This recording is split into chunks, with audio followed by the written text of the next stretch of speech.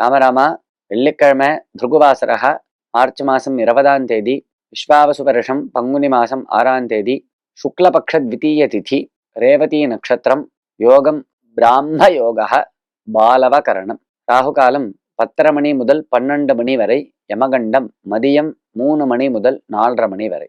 வீட்டில் ஏன் கருட புராணம் படிக்க கூடாது? கருட புராணத்தை படிக்கக்கூடாது அப்படின்னு சொல்றா. கருட புராணத்தை எப்ப படிக்கிறது அப்படின்னா, ஒருவர் காலமாயிருந்தா அந்த காலமான அந்த 10 நாட்கள் அவளுக்கு கர்மா நடக்கும் இல்லையா, அந்த சமயத்துலதான் கருட புராணத்தை வாசிக்கிறது அப்படின்னு சம்பிரதாயம்.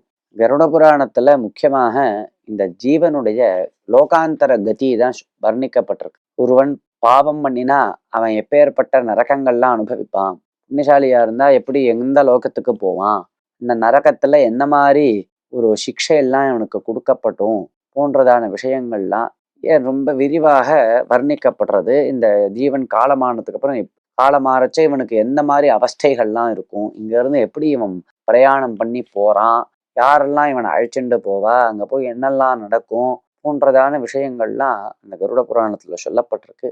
இது ஒரு பயமுடுத்தக்கூடியதான விஷயமாக இருக்கு அப்படின்னு நம்மளுக்கு தோற்றம் அளிக்கிறது. ஆனா இதை கட்டாயம் தெரிஞ்சுக்கணும். தெரிஞ்சுட்டாதான் நாம் பாபத்திலிருந்து விலகுவோம். பாபத்தை கண்டு பயப்படணும் அப்படின்னா, நம்மளுக்கு பாபத்தினால இப்பேற்பட்ட கஷ்டம் வரும் அப்படிங்கிறது தெரிஞ்சாதானே நம்ம பாவம் பண்ணாம இருப்போம்.